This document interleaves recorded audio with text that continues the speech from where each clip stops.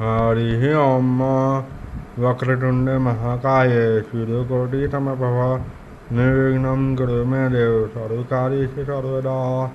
प्रिय दर्शकों नमस्कार, मैं पंडित श्री श्रीकांत शर्मा ज्योतिषाचार्य आज के वीडियो में आपका हार्दिक स्वागत करता हूँ। आज के वीडियो में हम धन योग के बारे में चर्चा करेंगे। आज के वीडियो में चर्चा करेंगे कि आपकी जो आर्थिक स्थिति है वो कैसी रहेगी, आप किस माध्यम से अपना धन पालन करेंगे अपने जीवन में, इसके बारे में विस्तार से चर्चा करेंगे। वीडियो को अंत तक देखें, अच्छा लगे तो लाइक करें, चैनल को सब्सक्राइब करें और ज़्यादा से ज़्यादा लोगों से शेयर करें। आइए शुरू करते हैं आज के वीडियो को। आज का हमारा टॉपिक है धन योग कैसे बनता है कुंडली में। इसके लिए कुछ बिंदुओं पर विचार करना परम आवश्यक है। इनमें पहला है धन के लिए अच्छे घर। धन के लिए अच्छे भाव कौन कौन से हैं? दूसरा, 11वां और छठा। पहले बात करते हैं धन के लिए दूसरे भाव की। जैसा कि हम जानते हैं कुंडली में जो दूसरा भाव होता है, पहला ये दूसरा, तो दूसरा भाव जो है धन, वाणी और कुटुंब का भाव कहलाता है।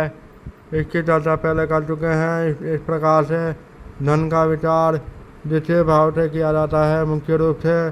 उसके अलावा धन के योग देखने के लिए 11वें भाव का भी विचार किया जाता है, क्योंकि 11वां भाव लाभ का भाव कहलाता है। लाभ अर्थात किसी प्रकार से लाभ होना, उसमें धन लाभ भी शामिल है। इसलिए धन पैसे से कितना आर्थिक लाभ होगा, कितना लाभ होगा, उसको देखने के लिए 11वें भाव का अध्ययन किया जाता है।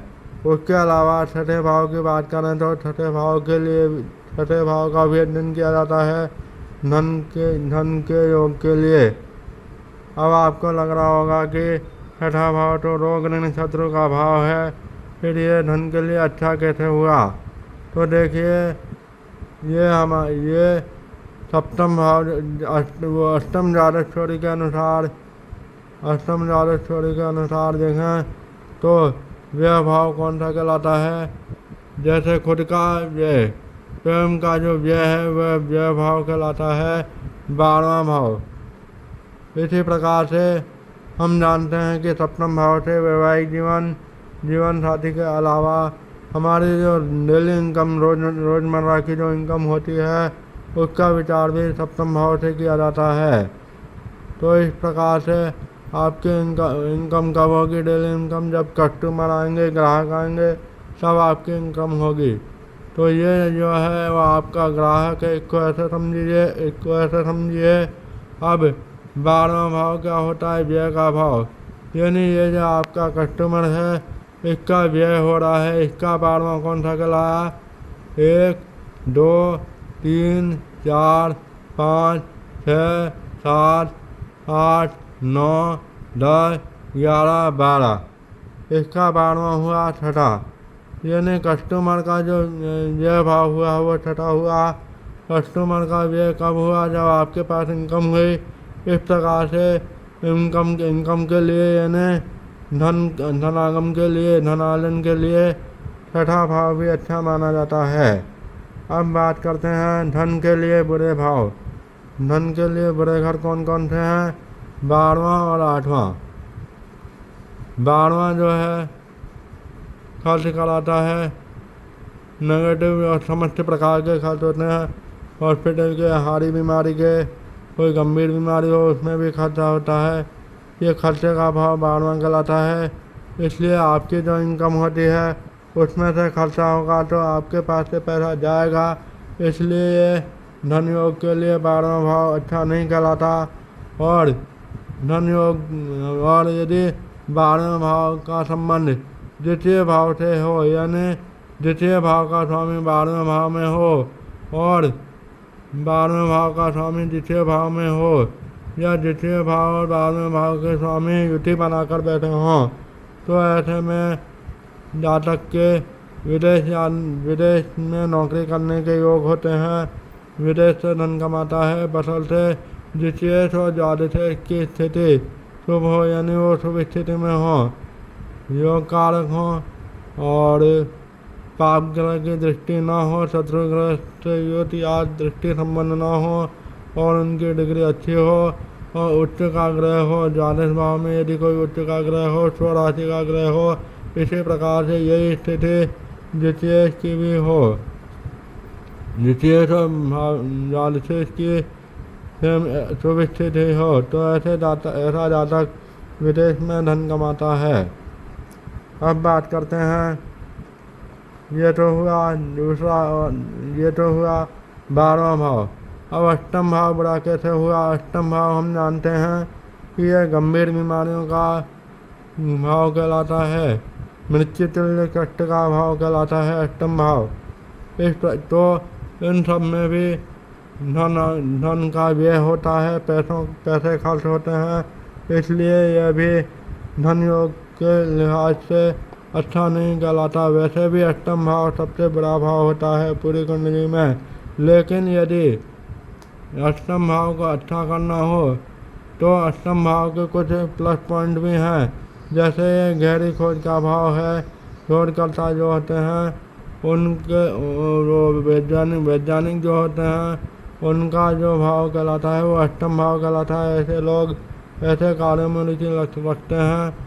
गुप्त विद्या में भी इनकी रुचि होती है, इनके माध्यम से भी वह पैसा कमा सकते हैं। और अष्टम भाव यदि मजबूत करना हो तो आप ज्योतिष के अध्ययन के माध्यम से भी धनोपार्जन कर सकते हैं।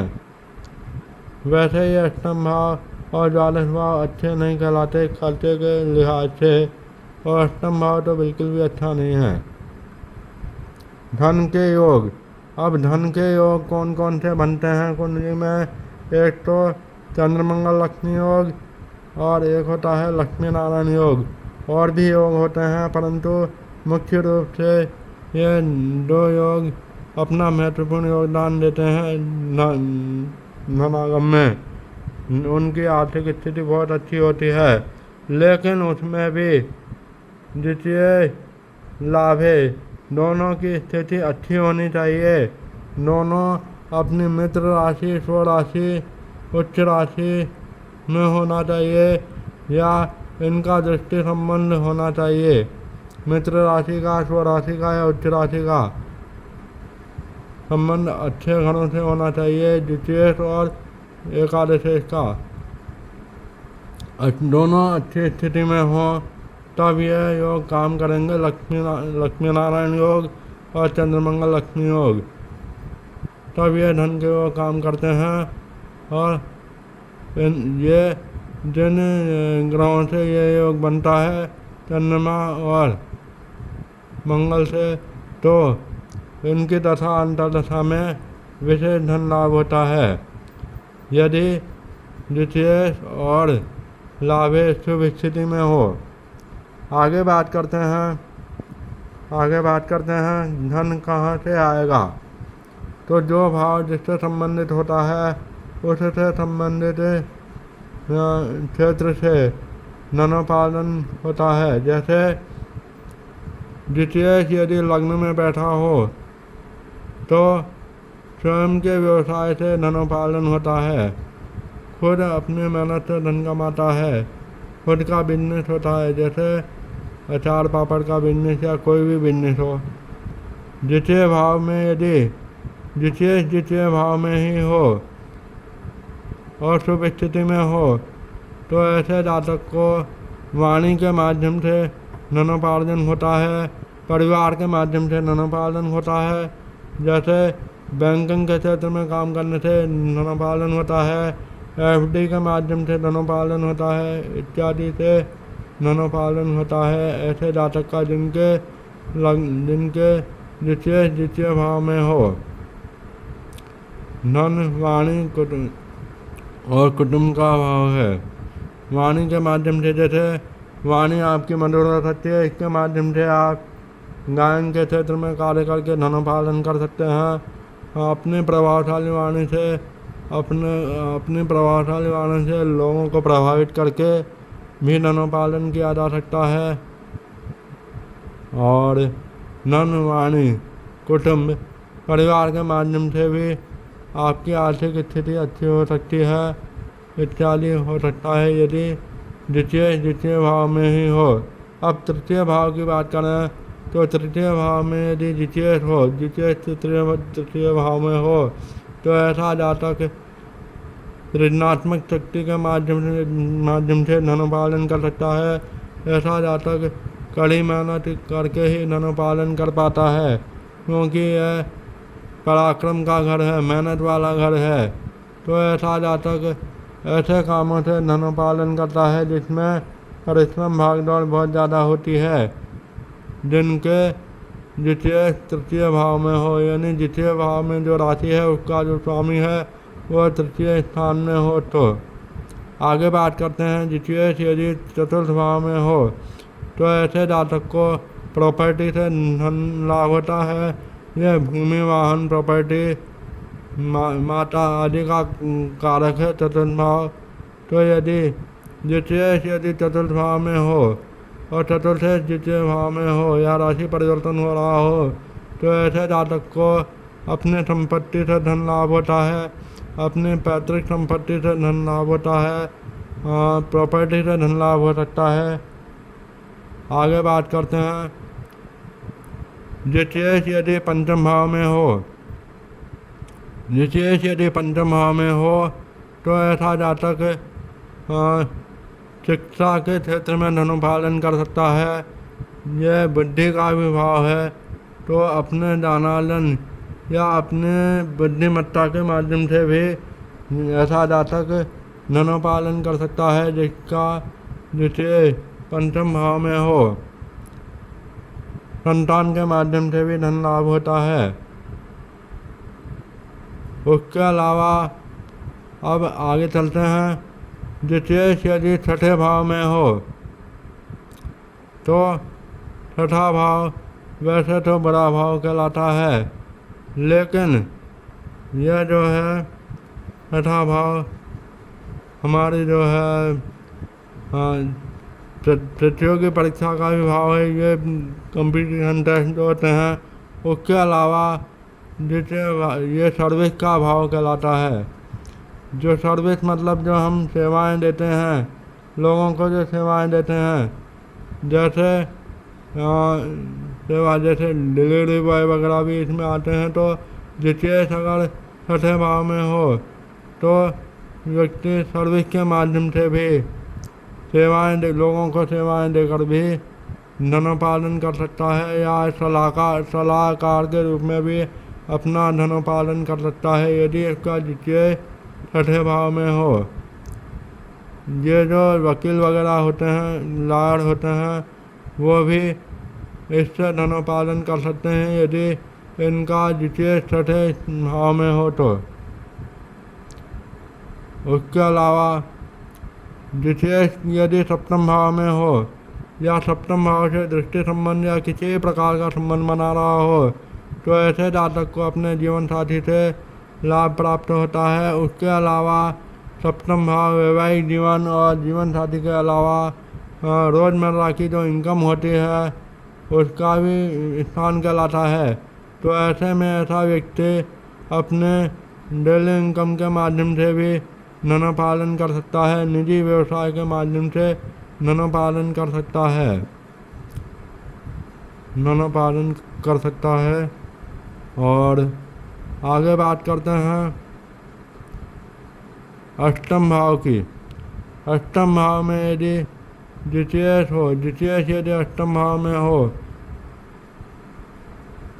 तो ऐसा जातक, हालांकि अष्टम भाव अच्छा नहीं कहलाता, लेकिन ऐसे जातक जो है गुप्त विद्या के माध्यम से भी धनोपार्जन कर सकते हैं, ज्योतिष के माध्यम से भी धनोपार्जन कर सकते हैं, तांत्रिक जो होते हैं वो, उसके अलावा जो है वैज्ञानिक शोधकर्ता जो हैं वो भी ऐसी स्थिति में धनोपार्जन कर सकते हैं यदि इनका द्वितीय से यदि अष्टम भाव में हो तो। उसके बाद बात करते हैं और इनका संबंध एकादश भाव से जरूर होना चाहिए।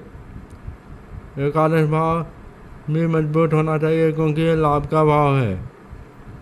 आगे बात करते हैं द्वितीय यदि नवम भाव में है तो ऐसा जातक पैतृक संपत्ति अर्जित करता है। उसके अलावा ये धर्म का भी भाव है, तो धर्म के प्रचार प्रसार या धार्मिक कार्यों से भी वह धर्म पालन कर सकता है ऐसा व्यक्ति। द्वितीय यदि जैसे द्वितीय नवम भाव में हो तो नवम भाव उच्च शिक्षा का भी है, तो ऐसा जातक जो है द्वितीय यदि नवम भाव में हो तो ऐसा जातक जो है उच्च शिक्षा का प्रचार प्रसार करके या कॉलेज में प्रोफेसर की नौकरी करके भी धर्म पालन कर सकता है। प्रोफेसर के पद पर भी धर्म पालन कर सकता है। आगे बात करते हैं द्वितीय यदि दसम भाव में हो तो दसम भाव जो है सरकारी नौकरी का भाव है और लाभ का भाव 11वां भाव है। तो ऐसा जातक जिनका संबंध जिनके द्वितीय का संबंध 10वें से हो तो ऐसा जातक निश्चित रूप से सरकारी सेवा में जाता है, सरकारी नौकरी करता है, उसके माध्यम से धर्म पालन करता है, मासिक वेतन प्राप्त करता है। और उसके बाद बात करते हैं द्वितीय यदि एकादश भाव में हो तो ऐसा जातक जो है लाभ अधिक परिश्रम करके लाभ कमाता है, उसकी आर्थिक स्थिति बहुत अच्छी होती है। द्वितीय और एकादशी दोनों अच्छी स्थिति में हों, यानी तो विग्रह से युद्ध हो और जो है मित्र ग्रह की राशि में हो, स्व राशि में हो या उच्च राशि में हो, ये दोनों कौन द्वितीय और एकादशी दोनों अपनी राशि में हो, मित्र राशि में हो या उच्च राशि में हो, तो ऐसा व्यक्ति बहुत धन कमाता है, करोड़पति होता है अपने जीवन में, क्योंकि द्वितीय धन का भाव है और ये लाभ का भाव है। दोनों की स्थिति अच्छी होनी चाहिए, तब यह योग बनेगा। और द्वितीय यदि द्वादश भाव में हो तो ऐसा व्यक्ति जो है विदेश में जाकर धन कमाता है, विदेश में नौकरी करके धन कमाता है, विदेश से धन पालन करता है।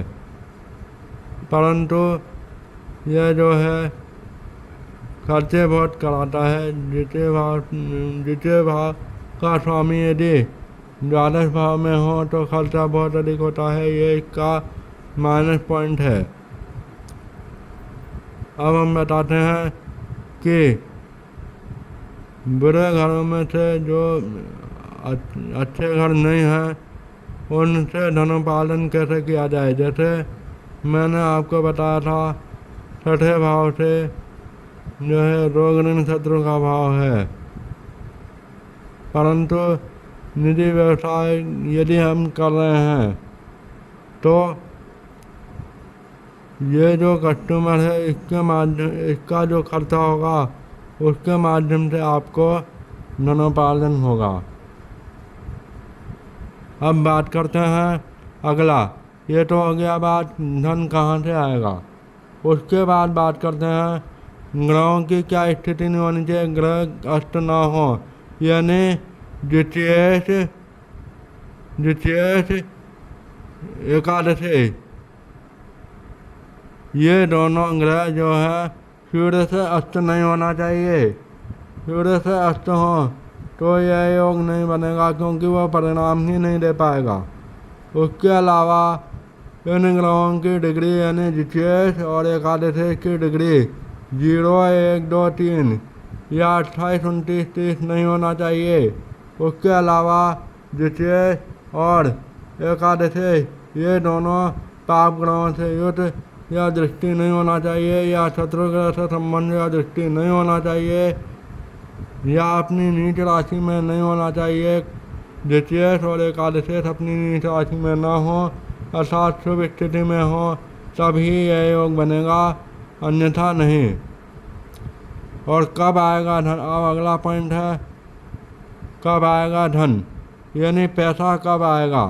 जब द्वितीय और एकादशी की स्थिति शुभ हो, यानी वह मित्र ग्रह की राशि में हो और उच्च राशि में हो या स्व राशि में हो, इनमें से कोई भी स्थिति यदि द्वितीय और एकादशी की हो तो ऐसी स्थिति में द्वितीय और एकादशी की दशा और अंतर्दशा में आपको धन की प्राप्ति होगी।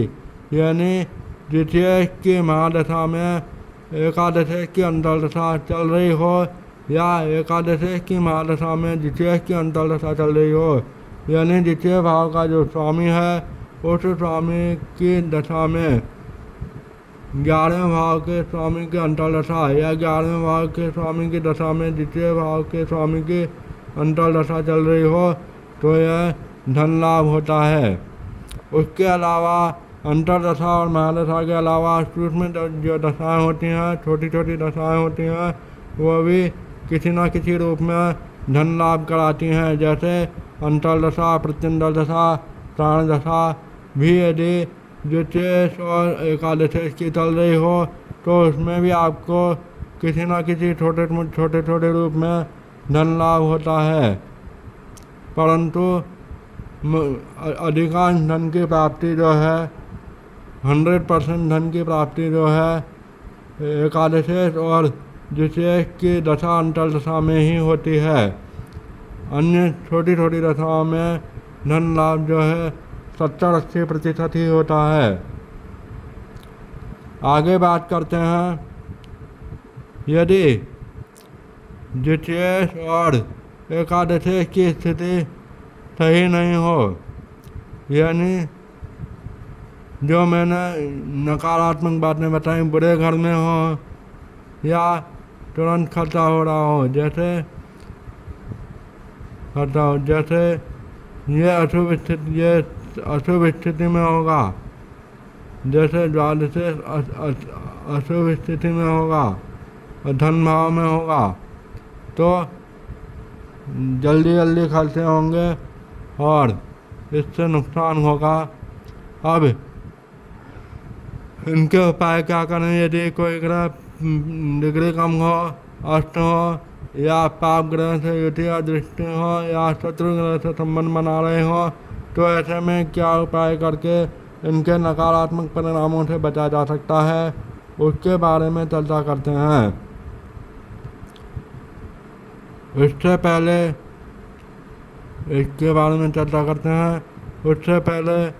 एक बात और इस पे नज़र डालें, लग्न कुंडली पे। जैसे यहाँ पर द्वितीय भाव का स्वामी क्या है? द्वितीय भाव का स्वामी है चंद्रमा।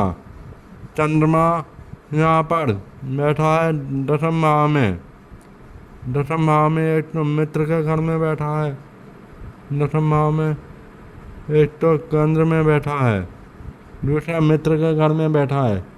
तो ऐसा जातक जो है अपने सरकारी नौकरी में अत्यधिक धन कमाएगा। इसी प्रकार से समझना चाहिए। अब हम उपाय की बात करते हैं। लग्न के बीज मंत्र और रुद्राक्ष, ये इनके उपाय हैं। यदि सबसे पहले लग्न को स्ट्रॉन्ग करना जरूरी है, क्योंकि लग्न क्या होता है? हमारा शरीर होता है। जब शरीर मजबूत होगा तो हम धनार्जन में सक्षम होंगे। तो लग्न को मजबूत करना बेहद ज़रूरी है। तो लग्न यदि कमज़ोर है तो उसके बीज मंत्र का जाप करें, लाभ मिलेगा। उसके अलावा जो भी लग्न हो आपकी कुंडली में, उसका रुद्राक्ष धारण करके भी इनका लाभ लिया जा सकता है, धन योग का लाभ लिया जा सकता है। जैसे उदाहरण के तौर पर पहले उदाहरण कुंडली में लग्न क्या है? लग्न जो है बुध है, क्योंकि इसमें लग्न में 3 नंबर की गिनती लिखी है। तीसरी राशि होती है मिथुन का स्वामी होता है बुध। तो इस प्रकार से लग्न हुए बुध। तो बुध का बीज मंत्र का जाप कर सकते हैं। इसका लाभ लेने के लिए ओम बम बुधाय नमः और उसके अलावा बुध का रुद्राक्ष भी धारण कर सकते हैं। बुध का रुद्राक्ष जो है 4 मुखी रुद्राक्ष भी धारण कर सकते हैं। उसके अलावा इस कुंडली की बात करें दूसरी कुंडली की, तो इसमें आप शनि का रुद्राक्ष धारण कर सकते हैं। शनि के बीज मंत्र का जाप कर सकते हैं। शनि का रुद्राक्ष जो है शनि का रुद्राक्ष 6 मुखी रुद्राक्ष धारण कर सकते हैं। 7 मुखी रुद्राक्ष, माफ कीजिएगा, शनि का 7 मुखी रुद्राक्ष धारण कर सकते हैं। तो इस प्रकार से इनके उपाय के माध्यम से इनके नकारात्मक प्रभावों से बचा जा सकता है। और आज के लिए बस इतना ही काफ़ी है। मिलते हैं अगले वीडियो में, तब तक के लिए नमस्कार, जय श्री कृष्णा।